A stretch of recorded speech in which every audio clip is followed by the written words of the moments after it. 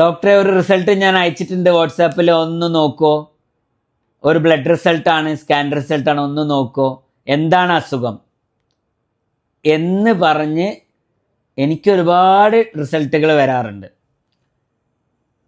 എൻ്റെ ഡോക്ടർ സുഹൃത്തുക്കൾക്കും അതുപോലെ കിട്ടുന്നുണ്ടാവും. നിങ്ങൾ ഡോക്ടറാണെങ്കിൽ നിങ്ങൾക്കും ഒരുപാട് ഇതേപോലെ റിസൾട്ടുകൾ കിട്ടുന്നുണ്ടാവും.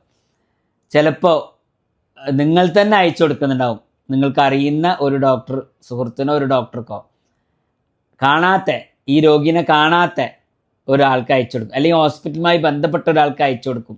നിങ്ങൾ ഇതൊന്ന് നിൻ്റെ ഡോക്ടറോട് ചോദിക്കുമെന്ന് പറഞ്ഞു. ഇവിടെ എന്താണെന്നറിയോ, ഇവിടെ ആ രോഗീനെ ഡോക്ടർ കാണുന്നില്ല. ഡോക്ടർ കണ്ട പേഷ്യൻറ്റിൻ്റെ റിസൾട്ട് പിന്നെ അയച്ചു കൊടുക്കുകയാണെങ്കിൽ കുഴപ്പമില്ല. ഞാൻ അങ്ങനെ എനിക്ക് വാട്സാപ്പ് ചെയ്യാൻ പറയാറുണ്ട്. ഞാൻ അവർക്ക് വേണ്ട മറുപടിയും കൊടുക്കാറുണ്ട്. എന്നെ കാണിച്ച ഷീറ്റും അയച്ചോളൂ. പിന്നെ എൻ്റെ നമ്പർ 9846 411 007 9846 411 007 ഈ നമ്പറിലോട്ട് റിസൾട്ടും അയച്ചോളൂ. ഞാൻ നിങ്ങൾക്ക് എന്ത് ചെയ്യാം, മറുപടി തരാമെന്ന് പറയാറുണ്ട്. ഒരുപാട് ആളുകൾ ആ സേവനം ഉപയോഗപ്പെടുത്താറുണ്ട്. പക്ഷെ ഞാൻ കാണാത്ത ഒരു പേഷ്യൻറ്റിൻ്റെ റിപ്പോർട്ട് മാത്രം അയച്ചു തന്നാൽ അവിടെ ആ രോഗിയുടെ അസുഖം എന്താണെന്ന് ഞാൻ കേൾക്കുന്നില്ല.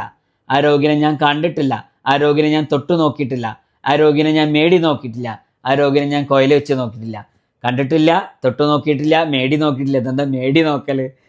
മേടി നോക്കും, അതിനാണ് പെർക്കഷൻ എന്ന് പറയാം. മേടി നോക്കിയിട്ടില്ല, സ്റ്റെത്ത് വെച്ച് നോക്കിയില്ല. അപ്പോൾ ഇതാണ് ക്ലിനിക്കൽ എക്സാമിനേഷൻ.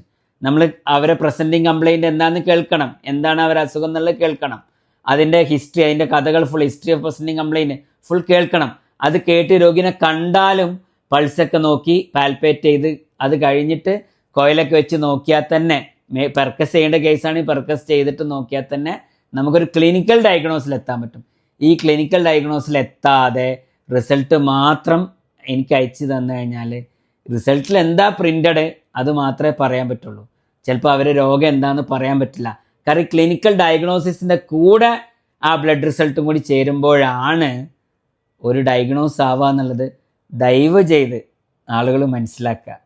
കാരണം ചിലതൊക്കെ ഞാൻ പറയും, രോഗിനെ കാണാതെ എങ്ങനെയാണ് മറുപടി പറയാന്നുള്ളത്. അതെന്താണ്, എൻ്റെ അടുത്ത് രോഗികൾ എത്താൻ വേണ്ടിയിട്ട്, എനിക്ക് പേഷ്യൻ്റ് കൂടുതൽ കിട്ടാൻ വേണ്ടിയിട്ട്, എനിക്ക് ഫീസ് കിട്ടാൻ വേണ്ടിയിട്ടല്ല.